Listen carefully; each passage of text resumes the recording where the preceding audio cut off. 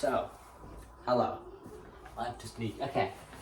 So today I didn't record a video on Friday because I was really tired and I just slept pretty much the whole day. But today we finally got on board. As you can see, I did some work like yesterday, just a little bit of work on physics. So let me just make this 19. This thing is really prone to falling because oh. Yeah, like that. So I have to keep fixing it a lot. I don't want to make a hole in the wall to do this because I don't know, it might, like, it's literally a hole in the wall and the house is rented, so we didn't want to do that. So the first thing I wanted to say was today was a good day, I guess. I went outside with my mom, spent some time with her.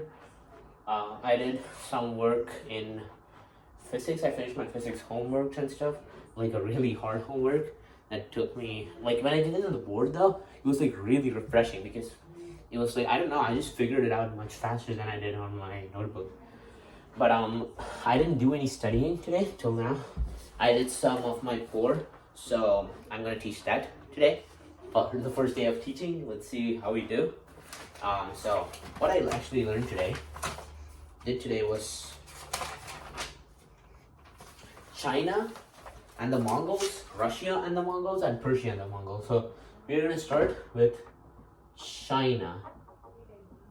Okay. So the influence China had in the Mongols was really severe.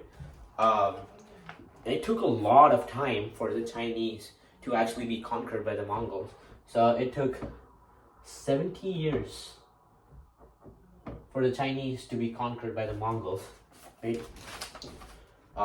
Northern China was characterized by destruction and plunder on a massive scale, while South China, Song Dynasty, was taken even more peacefully. Because North China was like split at the time when Mongols were actually invading, and the Song Dynasty was like really not that aggressive and peaceful, so the Mongols took them way more peacefully. My head is a little bit cut. I might fix this next time, but I guess I have to go with it now. The ultimate outcome was the unification of divided China. So China was divided to the north and the south, and Mongols united them. United North and South China, right? If I lay, it's gonna fall down. Mongols also made use of China's administration and taxation systems, but they did not make use of their examination system, and just assigned like a bunch of Mongols and Muslims as the higher positions. One of the person who actually like was the China's Mongol ruler who initiated the Yuan dynasty, which is the dynasty which the Mongols ruled over in China, was Kubilai Khan. That was his descendant. Kubilai Khan was the first person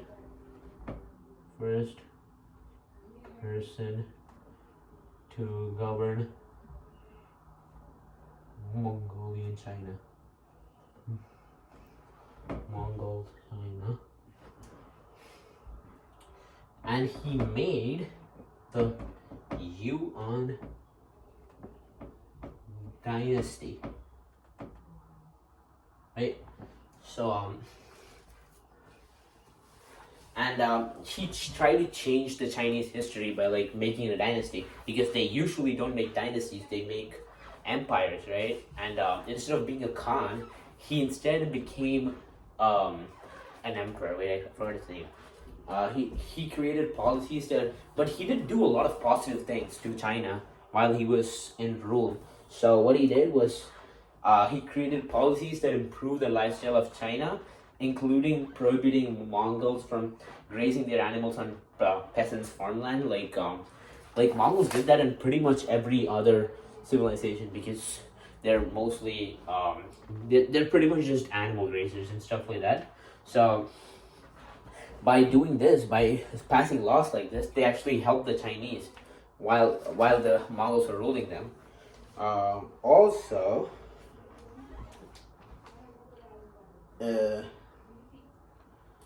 they also supported Confucianism and Taoism and built like a lot of temples and shrines for them. Wow, and he was pretty much, I'm pretty sure he was a supporter of Confucianism and Taoism in the sense that he was a Confucianist and a Taoist at the same time or something.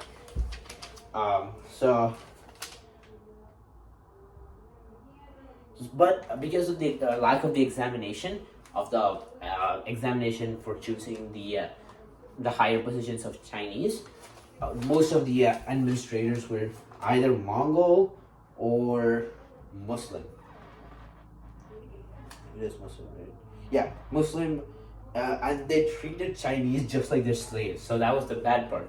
They treated Chinese people like their slaves by like because of using like some of the examples they did was bribery, adultery, like etc. And that resulted in Chinese being really hostile against the Mongols. That's one of the reasons Chinese hated them. Mongol officials,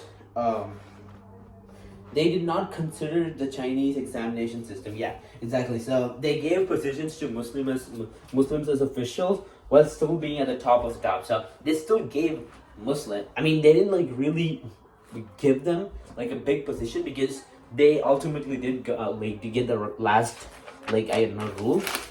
But Muslims did have a good amount of power in this. They also outlawed Chinese, the language. So they outlawed the use of the word language Chinese, and they forbade intermarrying and prohibited Chinese scholars from reading Mongol scriptures. So they pretty much just like tried to convert the whole of China into like a Mongol history. There were this, but like the Mongol rule didn't last a long time because they like started fighting between themselves. So Mongol factions, and then rising prices because of that, and then the plague pandemic happened, and peasants started rebelling because of their because of them being classified as slaves, and that drove Mongols out of China eventually. After Mongols left China, it was the Ming Dynasty was created. So Ming Dynasty. Ming Dynasty was post Mongols, and it started at 1368, ended at 1644, and it recovered really quickly. So like compared to the other civilizations that were taken over by the Mongols, it recovered really quickly, like in 100 years. They pretty much went to their pasts and like just continued their old traditions, but that was still a really fast recovery. They also started like erasing all signs that the Mongols were there and like pretty much making it so that the Mongols were never there. But the power still belonged to the emperor and his loyal men, much to the dismay of the official official bureaucracy. So there was no like state bureaucracies, and it was like mostly transferred to the main emperor and his men. After that, nothing much more important in China happened actually. It was considered as one of the most prosperous civilizations after the whole thing. So, and also, Mongol Emperor Yongle, he was being referenced in the old chapters. He was an emperor, a Chinese emperor who helped spread their culture, and it helped him like get a lot of trades. So after he died, though, they kind of stopped it because the officials didn't like him. So he like sent many like huge voyages to other states and countries so that he could like understand and get trade opportunities from them. Okay, next it's Persia. So Persia is next. Right. So Persia was an important part of Islamic civilization when it was captured by the Mongols. It was political and cultural. Its political and cultural traditions transformed the Mongol takeover as well. The Mongol takeover of Persia was abrupt, so it kind of happened once by Genghis Khan himself, and then 30 years later by his grandson, and that's when he actually took over. The grandson's name was Telugu, and he was the first subordinate of the Khan of Persia.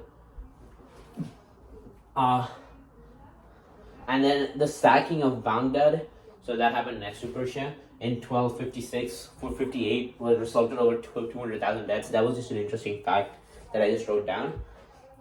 Heavy taxes in Persia, sometimes collected by, wait, what the heck is this? Collected 220 to 30 times a year, often under torture. What have I even written here?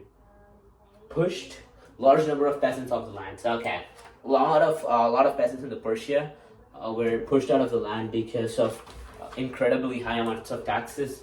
A lot of times, agricultural land was also like wiped off Persia because of the pastoral cultures of Mongols. They just brought like a bunch of animals to graze on the They brought a bunch of animals to graze on the good agricultural land Persia had. But the improvements they did was they improved the silk industry and they improved the alcohol industry because they liked alcohol, and silk industry was because they had connections with China, which eventually led to a lot of trading. Persian bureaucracy was also extensively used by the Mongols and left most government operations in the hands of Persians. But during the reign of Ghazan, which is one of the Mongol takeovers, they made efforts to repair previous damages and neglected irrigation works. Mongols who cooperated. Wait, what? Okay, I don't even know what I wrote here. Mongols who conquered Persia also converted to Islam. I just you can barely read this because I've written it in the end of the line. Okay. So yeah, a lot of Mongols did transform into Muslims because of Persia and their culture. After the Mongol dynasty of Hayans or Halid's descendants collapsed after the lack of suitable heir, Mongol and their Turkic allies assimilated into Persian. So they pretty much did not leave Persia, the people who were in Persia, but they just assimilated into them. So Persia pretty much resisted being culturally influenced by Mongols, I guess you could say. But after the Mongols left, it was pretty much anarchy there in Persia until the until the Safavid Empire. It formed a new type of religion called Shia, so that helped shape the state. The Shia Empire was also introduced as a sharp divide into political and religious life of hardline Islam, as almost all of Persia's neighbors practiced it as Sunni form of the faith. So Sunni is another caste in Islam. So Sunnis did not like the other caste, and they kind of fought for a lot of time. It's still present today. It was between the Ottoman Empire and the Persian Empire, which is the Safavid Empire. So that's all about Persia, pretty much. Wait, let me just note on Safavid Empire. That's also a pretty important thing. Safavid Empire.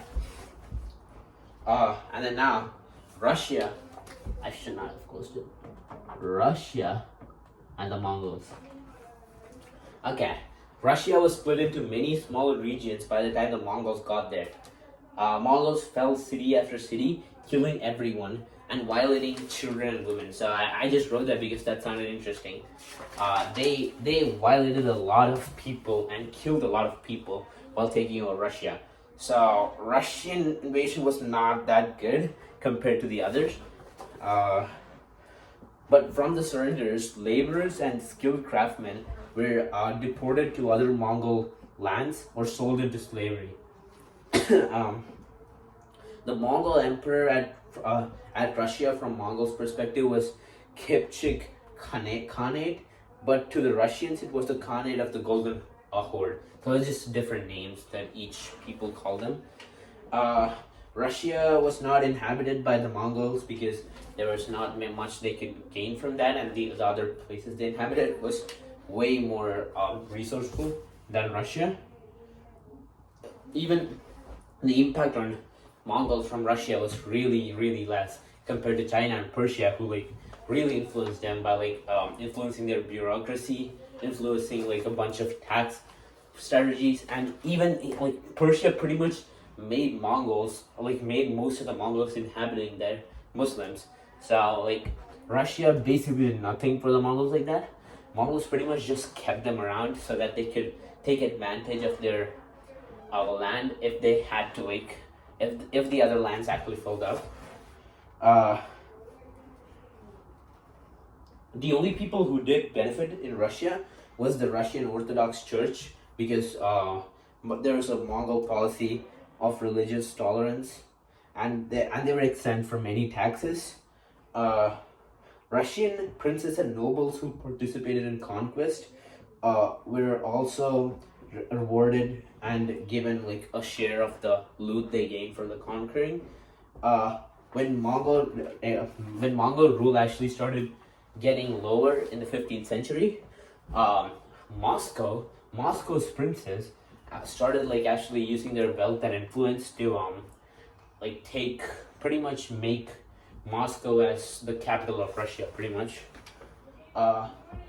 Russia did not influence Mongols nearly as much as China or Persia, but that's the last one. That's pretty much it. You have to mainly remember this is Khanate of the Golden Horde. So let me just write that down. Khanate of the Golden Horde. I didn't do much today. I was just enjoying weekends. I might do a lot tomorrow because tomorrow I have a lot of stuff to do for tomorrow. So that's all I did today. I learned about Russia, Persia, and China, and the influence of Mongols over them. I guess that's it for today. That's all I learned today. I might make a bigger video tomorrow because I'm definitely gonna learn much more stuff. I have to finish my core tomorrow, and I have to do like a bunch of work in AMC, and SAT. Oh, by the way, my SAT scores came back, and I did not do good. I got a 1450, 720 English, and 730 math. That's really not good because I expected a 1520 at least. I was like really sick the day before, so I didn't expect anything over 1570. I was like, initially aiming for 1570, but after I was sick, I just thought a 1520 would do. But I actually got a 1450, and like based on the like stuff people are saying online, the scores were not properly added up in this time. So I guess there's a chance it's not fully like cemented, but there's a chance that they might actually redo the scores. So I hope I could get a higher score after the quote-unquote redo. So let's hope for that. And anyways, thank you for watching, and goodbye. And goodbye.